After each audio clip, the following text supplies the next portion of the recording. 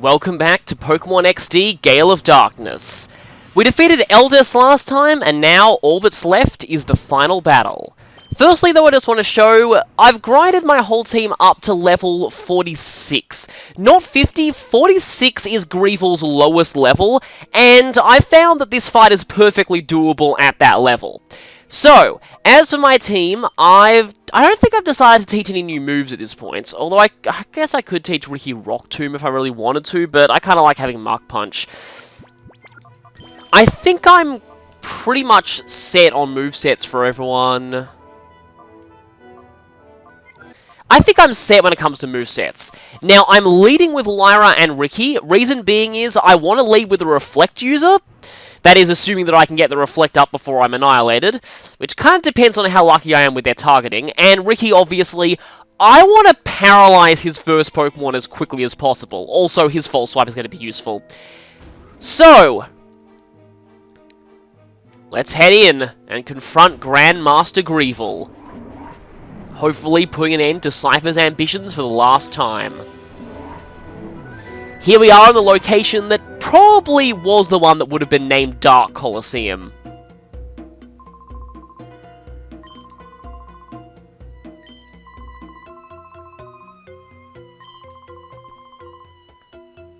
I like how he's at least acknowledging them.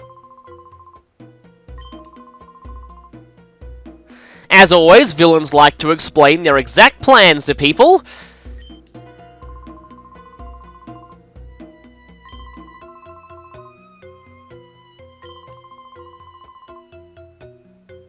So, yeah, turns out everyone else in his organization was completely worthless to him. Good thing we've already beaten everyone and they've all ditched him, because they probably would have taken kindly to finding this out.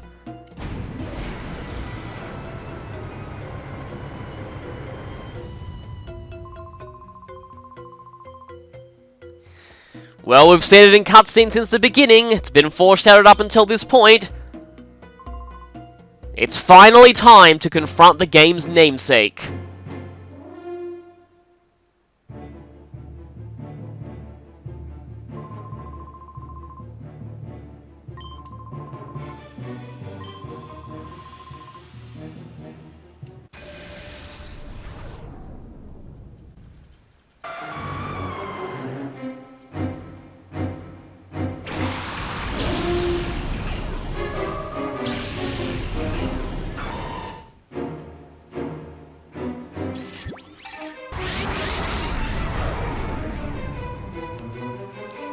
You get a slightly different comment from the Aura Reader here, actually. So, Shadow Lugia, level 50, has the stats you'd expect of a normal Lugia. Let's do this, is what I would say, but I'm still kind of terrified. I have come prepared this time, though. 52 Timer Balls. I was actually wrong about these earlier. They only need 30 turns to reach their full power, and in a battle like this, it's quite likely we'll be hitting 30 turns. Now, I want to get the Reflect up, because its signature move, Shadow Blast, is physical, but if Lyra gets hit by it before the Reflect goes up, Lyra will probably get one-shotted, so please hit Ricky. No, that's bad. Oh, and that'll be a critical hit, yeah. So, 80 power, 100% accuracy, and that has a high critical hit ratio as well. This is annoying. I do have revives. I have 2 max revives. I might want to save those for Greevil, but here's the thing. You don't get healed between Shadow Lugia and Greevil. So, I might want to be using a lot of my healing items here, just while I'm busy weakening Shadow Lugia, because I want to be fully healed by the time we go into the next fight. Now, I'm going to be going for, I think I'll just go for Shadow Ball here, because that's probably going to be fine. Shadow Lugia is ridiculously defensive. As you can see, their False Swipe barely did anything. But paralyzing it is a nice start. Now, in my recent experience with Pokemon, I've always preferred paralyzing legendaries to putting them to sleep. Sleep gives a higher catch rate modifier, but sleep is temporary, and if you're unlucky, they can wake up from sleep pretty quickly, and you just have to keep reapplying it. Plus, with a Pokemon, well, my sleep move only has 55% accuracy on this team, so it's not really all that reliable. But, yeah, paralysis I feel is more reliable overall. Does mean less of a catch rate. Now, I did do a calculator after my previous disastrous attempt at catching this thing, and it turns out that Okay then. It turns out that at 1 HP and paralyzed, I have I think a 3.1% chance of capture per Ultra Ball. Full Strength Timer Balls, though, are around a 7% chance. So, even though that seems very, very small, in the grand scheme of things, that's actually quite a lot. Especially if I'm going to be spamming them. Haven't really been counting turns here, so I'm not really sure when I should be switching to Timer Balls. But, let's see. Also, I love this part of the song.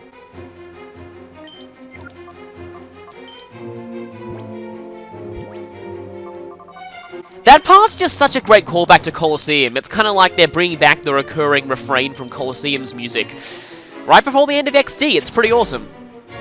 That's the main reason why I didn't want to use my Master Ball here, because otherwise this song was completely wasted. Shadow Blast obviously being a corrupted version of Aero Blast. High critical hit ratio included. And Shadow Lugia usually just likes to spam Shadow Blast. There's not really much it does apart from that, even though it does have 3 other moves. It has Shadow Down, so it can sharply drop your defense, but it rarely uses it. And it also has Shadow Storm, but also it rarely uses it, unless you're down to 1 Pokemon and it feels like you have lower special defense than physical. That's at least from my experience. Generally, it just tends to spam Shadow Blast. Okay, now that it's down to 1 health and paralyzed, I might just be only showing the shakes of all of my Pokeballs, because at this point there's really not much to see here. It's down to 1 health and paralyzed. The only thing left to do is just wait until I get lucky and catch it. I should say, I highly, highly, highly recommend using your Master Ball on Shadow Lugia, because it's an extreme hassle without it. I am almost positive that it still has its catch rate of 3. Its catch rate has not been modified at all. And even though Greevil has a few Pokemon with low catch rates, I'm sure their catch rates have been modified, because they are way easier to catch than Shadow Lugia from my experience. So, seriously, do not do this method of not using the Master Ball unless you are insane. Because, really, there is nothing more worthwhile using your Master Ball on than Shadow Lugia. Nothing else has anywhere near its catch rate. 1. Case in point, expect to see a lot of 1s. 1. Just in case I get absurdly lucky and catch it, I want Lyra to be fully restored before the next fight. Because you go into Greevil's battle with the exact same lead combination you did with the Shadow Lugia fight. Provided they're both healthy, of course. 1. 1.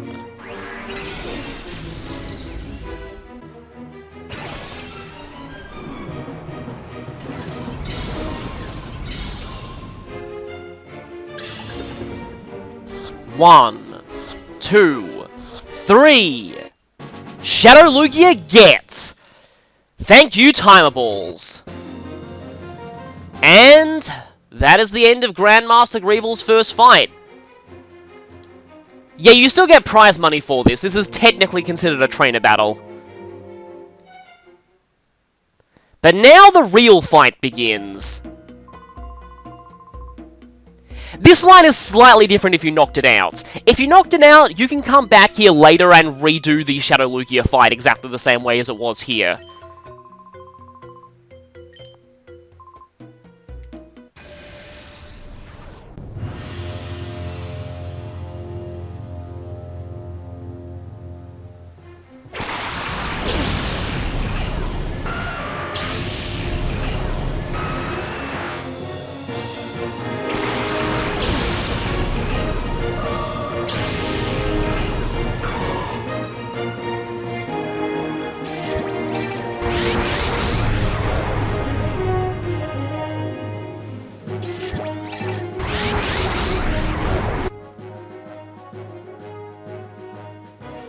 I just have to say, I love this song so much. This song is amazing.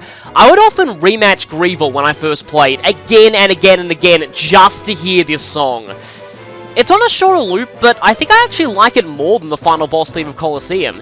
Anyway, starting out, that Rhydon has Shadow End, so I kind of want to get Reflect up before it does. Though, I'm really wishing now that I brought Light Screen to this fight.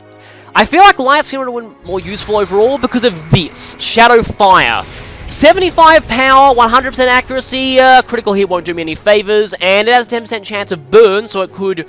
Okay, didn't get the burn. Which means that at least I got Reflect up, but I have a feeling that Lyra is going to go down now, because Rhydon likes to Shadow End right off the bat. Okay, good, I've got the Moltres paralyzed. That's going to be helping out a lot. Like I said, Greevil's legendary Pokemon are a lot easier to catch than you would expect from a legendary, but I still want to take them out as quickly as possible, and I'm glad I got that Reflect up. Also, I find that his Rhydon is fairly easy to catch from half health, even if it isn't status, so... I kind of want to weaken that Moltres a lot, but I also want Ricky to survive as long as possible. So... I think I'm going to actually switch Lyra out here. Now, anybody who comes in is going to be taking half of their health from Shadow Fire, though, so... It's not like I really have any tanks on this team, even though I do have a Dusclops. That's just the way that Shadow Pokemon work. It is highly, highly recommended that you bring some Shadow Pokemon to this fight, especially ones with Shadow Half. That helps a lot. So, doing it with all non-Shadows like I am, I said this before, but I'll say it again, is basically a self-imposed challenge. So, I wouldn't recommend this unless you want to challenge yourself. You are fully expected to go into this fight with Shadow Pokemon. It makes things a lot easier. Okay, Lavertine ended up untouched. That's kind of surprising. I'm going to go for an Ultra Ball on the Rhydon immediately, because I find that it's actually fairly easy to catch like this. Or I could focus all of my attacks on the Moltres and try and get rid of it quickly, because Moltres is the biggest threat. Actually, though, that Rhydon has Shadow End. I probably should get rid of it before it starts spamming that too much.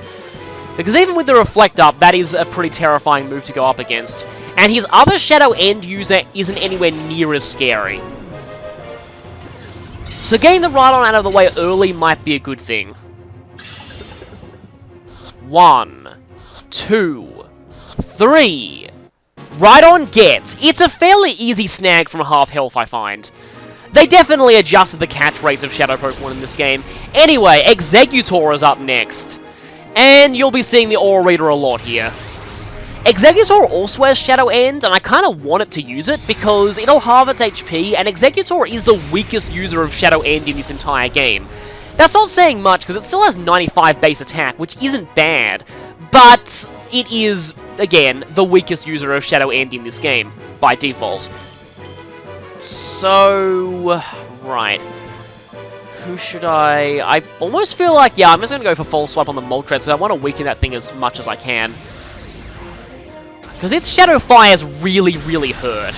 Coming off of a base 125 special attack set, which incidentally is the exact same amount that Executor has. But Executor's only special move is Shadow Storm, which, while still scary... Okay, going for Shadow Hold. It hits both targets, so unless you're down to a single Pokemon, it's not going to be that bad. If you are down to a single Pokemon, though, it really, really is that bad. I still love how Shadow Fire looks. It's, in my opinion, one of the coolest looking moves in this entire game. It's just, it just looks so awesome, especially with the sound effects. The sound effects really make that move. I think I will continue weakening Moltres, and I know I'm kind of heal spamming on Ricky, I just really need to paralyze things. I know that technically I do have Lyra, but Sing isn't as reliable as Stun-Spore. Even though I've missed a lot with Stun-Spore on this playthrough. Okay, I'm kind of glad you did that, because as you can see here, that's with Reflect up, so it still probably would have one-shotted without Reflect, but it is still the weakest Shadow End in this game. As I keep stressing. Should have seen that coming, but I do have one more max revive. For now, who comes out next? This is the safest opportunity for Fish Slayer to switch in that I'll get, so I'm going to go for it. I want to see if I can use everyone in this fight. Because if Fish Slayer comes in to replace someone who's fainted, more often than not, he tends to take an attack and get fainted himself. I feel like even with... a quick attack. I probably wouldn't want to KO it unless I get a critical, and then... Actually, I don't want to hit that Executor at all. I just want to go straight for an Ultra Ball, because Executor has terrible special defense, so any of my special moves, especially seeing as 2 of them are super effective, is probably going to do a lot. And I feel confident in trying to snag it from half health. 1, 2... Nope. It's not really that big a deal. More concerned about getting this Moltres weakened. I'm going to try and snag the Moltres next turn. Okay, now that Executor is going to be really easy to catch. Please don't hit. Crit Fish Slayer. Yeah, sadly, Pokemon with low defenses don't do well in this fight because Shadow moves, always super effective and all that jazz. They're not going to be taking, they're not going to be tanking very well. Even Pokemon that are built as tanks are still going to be taking tons of damage here. Okay, that's lucky. I shall capitalize on that moment, and... I actually want to go for the Moltres. Even though that means that something even worse is probably going to come out, well, at least even worse in the current moment. Because on its own, I feel like his next Shadow Legendary isn't as strong as Moltres, so... It's not quite as bad, but having it and Moltres on the field at the same time is not good. So trying to snag Moltres here, even though it probably won't work. 1. Nope. I feel like I should switch to Timer Ball soon. Okay, here's the point where I don't want you to be hitting with that.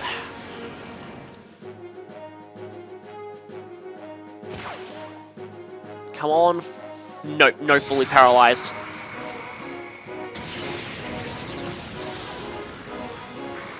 I feel like I should probably break into my max revive soon. Yeah, I am definitely, kind of in some trouble here. I've only got one of his Pokemon snagged, too. That'd be funny if that was a normal Executor, but it is not, so not going to get much benefit out of that. Okay, Hyper Potion, go, and... I'm going to just go ahead and see if this works. Not really counting turns, but Timer Balls turned out to be a lot more effective than I thought they were originally. 1. No. Should mention that in practice I caught all 3 legendary birds in 1 ball each, but of course, that's kind of the law of practice runs, isn't it? Everything always goes better than they would in an actual run. Let's...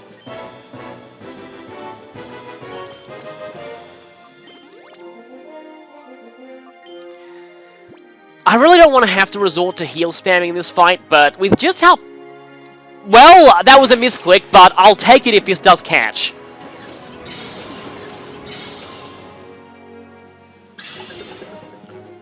One, 2, 3. No. Yeah, I definitely feel like Ultra Balls are better than Timer Balls at this point. But Timer Balls do surpass Ultra Balls a lot earlier than I thought they do. At about 20 turns. Yeah, I thought it was 40 that they reached maximum power, but it's actually 30, which is still a lot of time, and definitely worse than... Definitely worse than they are in later generations, but still better than I expected they were.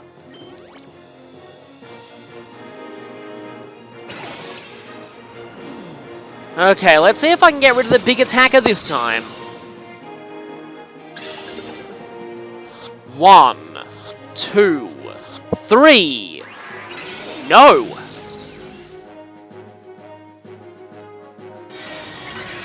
Well, that was bound to happen. You had missed with it a couple of times.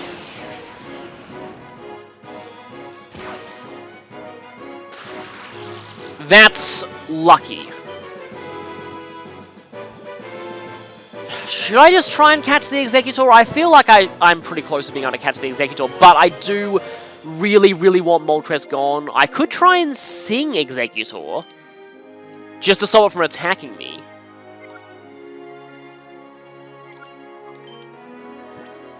I only have Orson left. Yeah, I really should consider using my max revive soon, but... Oh, right, I'm already using something. You know what the heck, let's just go for Sing on Executor. I feel pretty confident that Lyra will outspeed it.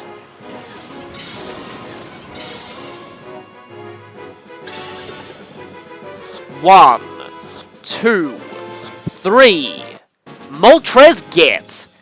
Yeah, if that really was a catch rate of 3, there's no way it would have only taken about 5 balls or so. Taurus next. Okay, I'll definitely take that over more legendaries coming out, because this Taurus doesn't even have Shadow End, it only has Shadow Rush. And that's actually going to make your Pokemon easy to catch, so I'll take that too. I'll also take this! I almost wonder if it's even worth catching the Executor now, because if I do, then a Legendary will come in, because Taurus is the last of his non-Legendary Shadows. And there is a pattern to his non-Legendary Shadows. All of them were top-tier competitive Pokemon in Generation 1. Which is actually pretty cool. It shows that, like, in fact, Nintendo definitely did pay attention to the competitive scene back in Gen 1, because, I mean, their competitive format was called Nintendo Cup back then.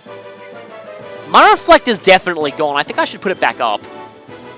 Taurus does like to spend its first turn using Shadow Sky. It is very fast. It's not nearly as powerful as it was back in Gen 1, but it still can be a force to be reckoned with. Oh yeah, of course you would. And of course you would hit with Shadow End as well. Ah, yeah, turns out that Survival was a damage range. Damage range being a term usually used by speedrunners, but it comes down to the random number in the Pokemon damage formula. Moves have a little bit of variance in terms of how much damage they end up doing. So sometimes something that is not always a 1-hit KO will be a 1-hit KO sometimes. Particularly annoying for speedrunners when you've got something that's like a 95% chance of a 1-hit KO, but a 5% chance of losing a lot of time.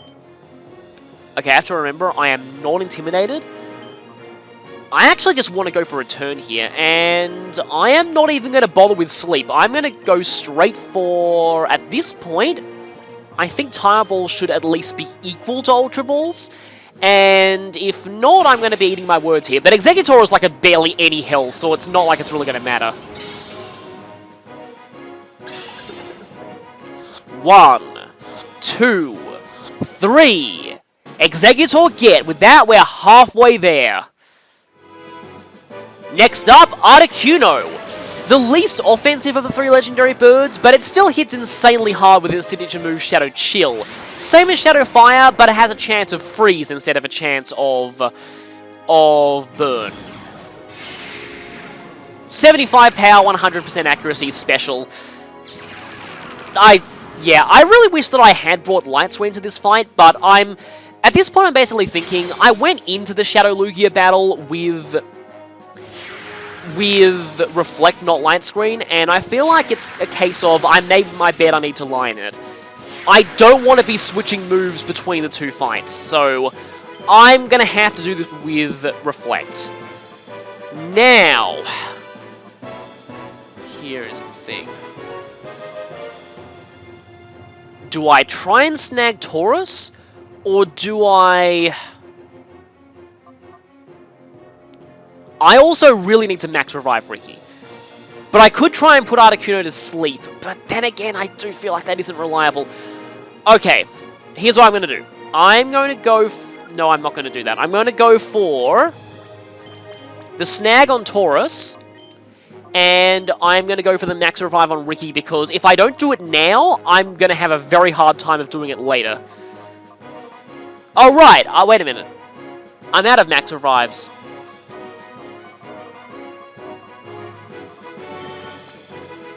Have to just go for a regular revive then. I used 1 on Shadow Lugia. Huh. Forget what I used my second one, but anyway.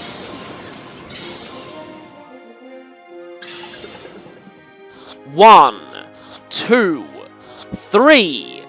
Taurus get, and I can feel pretty confident that Tire Balls are at their max strength now. And here's where we have problems. Zapdos. Zapdos is one of the best Pokemon ever.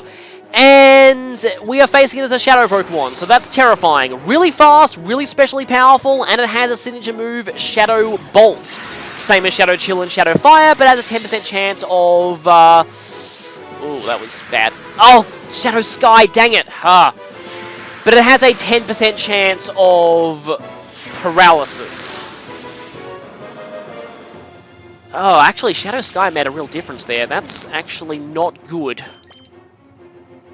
Okay, I need to heal Ricky now. Oh, I really should be trying to paralyze something.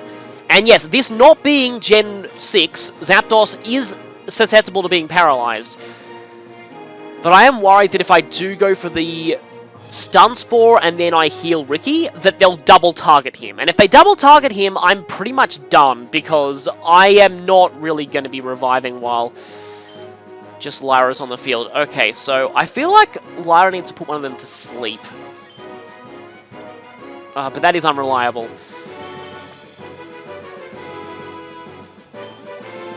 I could just go for a, as much as I really hate to use this term, YOLO Timer Ball on one of them, which would probably be Zapdos, because Articuno is a bit less of a threat, but only a little bit less of a threat.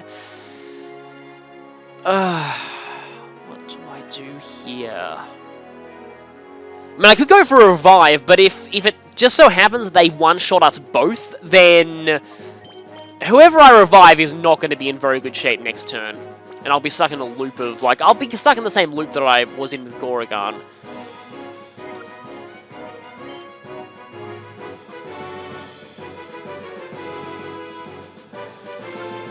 Ah, this is a dilemma, because if I get one of them, I can Master Ball the other one and... What am I saying? I can Master Ball now and get it down to a 2-on-1. I was totally obsessed with using my Master Ball at the very end of the fight, but no, I can do it now. That's a much better option. I feel like an idiot for not considering this before. I did want to end the fight with a Master Ball because, you know, just as the final blow, but tactically speaking, this is my best option. Getting rid of Zapdos now. Master Ball, go!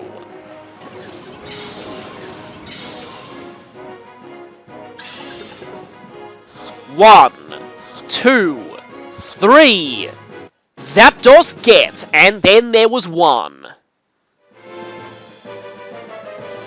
However, I'm only down to 2 Pokemon, so I really hope you don't crit anybody. Or you could one-shot anyway.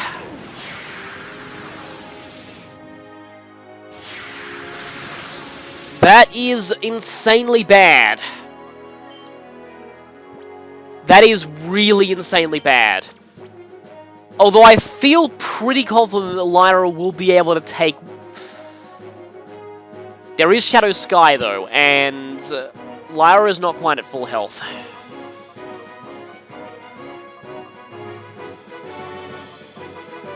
Now, anybody here is going to go down from half health in one shot, so it doesn't really matter who I revive, defensively speaking, but I kind of feel like I should revive Ricky because I need this Articuno status. I really, really need it statused. Oh, I did not expect you to one-shot with Shadow Chill. This is not good. Please hit Lyra, and please Lyra survive. And I don't think that's Shadow Sky KO range. Well, Reflector's gone. And wait a minute, that should be... Yeah, Shadow Sky is also gone, because I'm sure that I set it up while the Taurus was using Shadow Sky. Alright. I can do this. Stun Spore the Articuno. And I have got to hang in there until I can get this thing statused. Once it's statused... Ah, you also have Shadow Sky. But that's a breather for me, I like that. Oh, of course. Of all times to be missing repeatedly with Stun Spore. But I'm in a little bit better shape than I was before.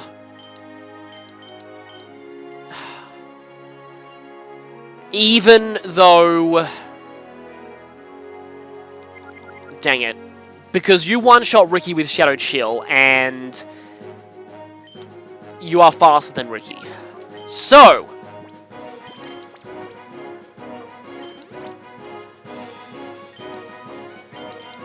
gotta go for this instead. Yeah, thought you'd do that. And it's still a one-shot. Of course it is. No! Oh, that's bad.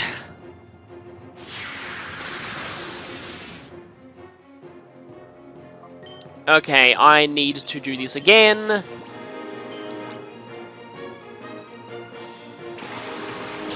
I need to tank one more Shadow Chill, which hopefully is being aimed at Lyra.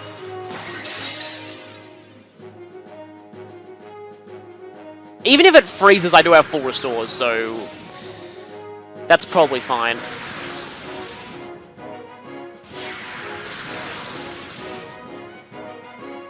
I feel like... yeah, I need to, 1, I need to heal Lyra, and 2, I'm going to try for Sing again.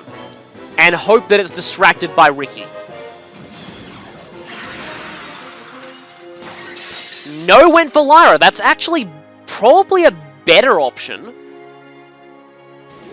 Okay, that gives me a little bit of breathing room.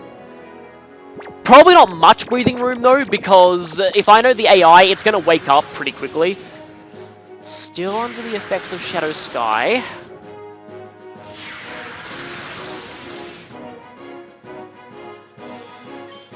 I mean, I almost want to Psychic this thing, but if I critical it, then all my efforts are have gone to waste.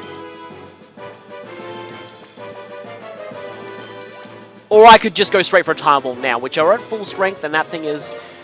it's at full health, though. I'm actually really worried about a critical, but... I want to give myself the best chances of catching that Artic. Oh, I mean, I'm in a bad situation anyway.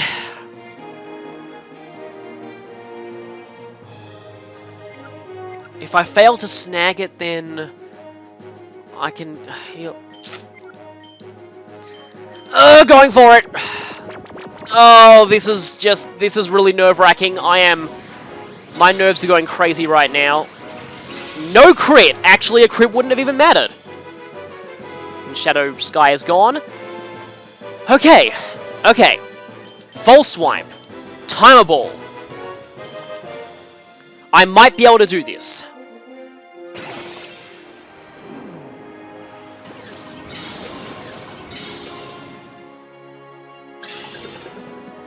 One, 2, 3. I'm not that worried, at least at this point.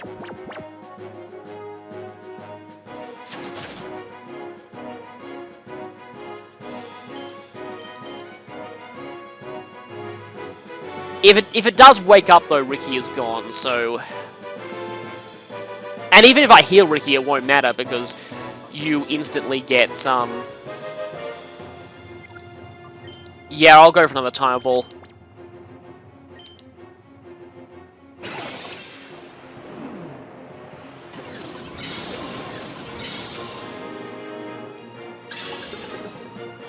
One.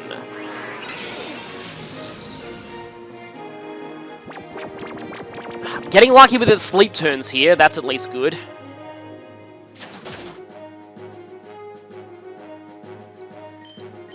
Let's just keep chipping away.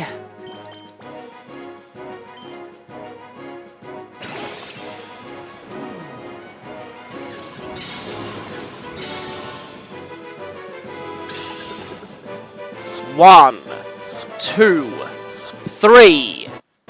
Articuno get. It's over. It's over.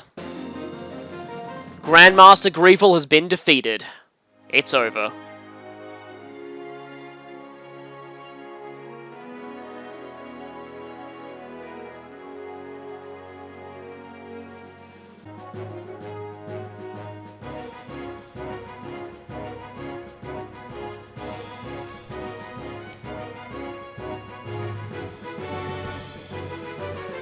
And now it's time for the ending.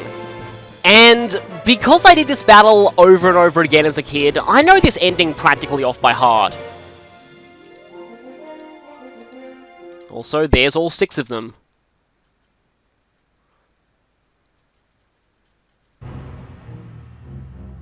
Even the music I tend to know off by heart. Kinda what always happens with evil teams in Pokemon.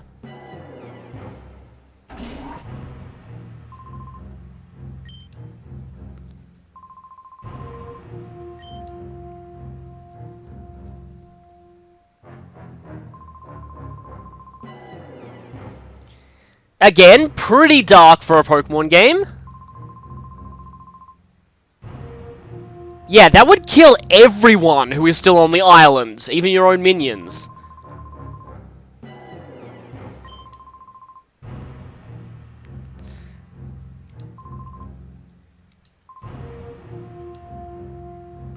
Thankfully, one of his bodyguards is at least a voice of reason.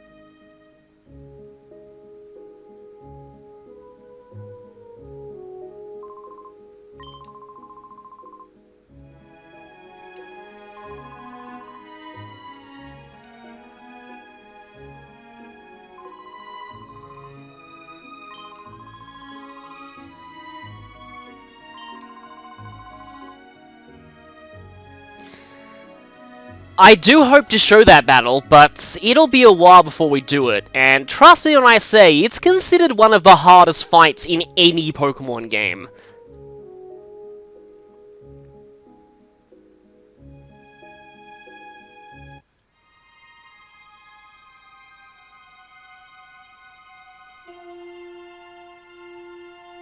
The clouds break, the storm is over. Aura is free from Cipher's tyranny once again, and this time they won't be coming back.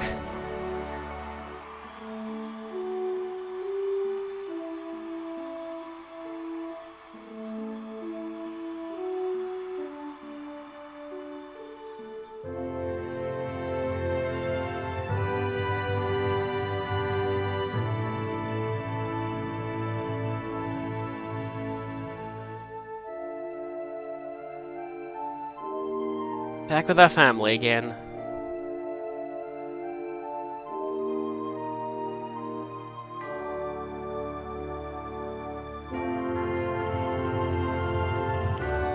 And pretty much everyone we met along the way.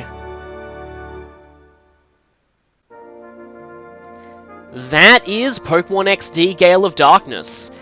This is a game that is actually very close to my heart for a very kind of bizarre reason.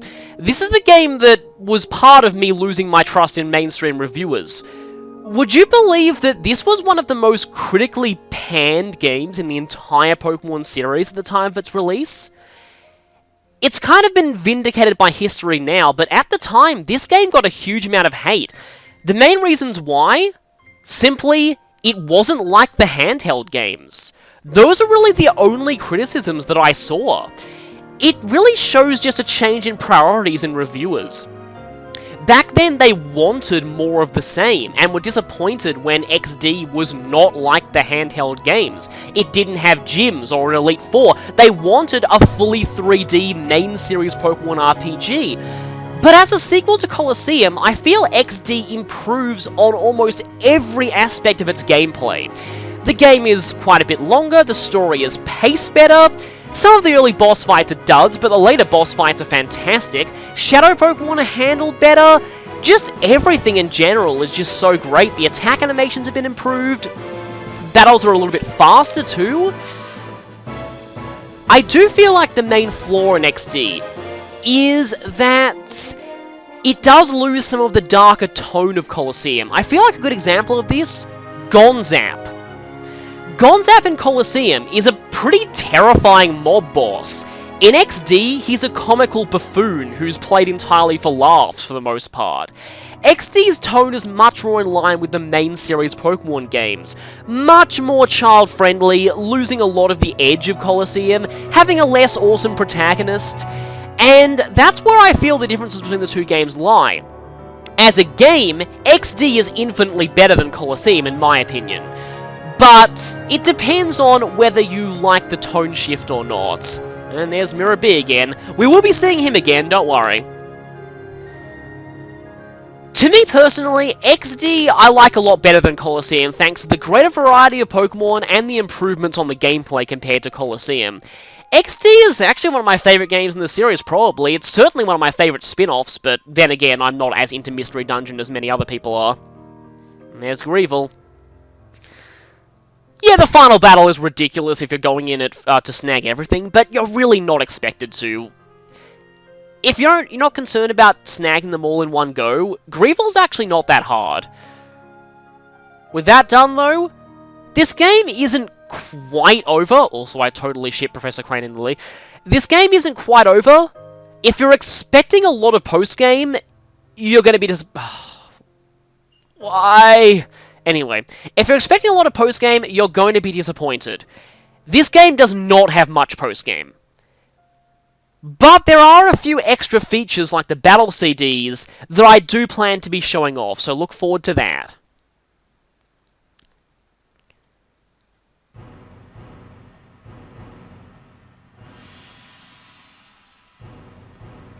With that, I'll leave you on the title screen, and I'll see you next time when we begin the post-game.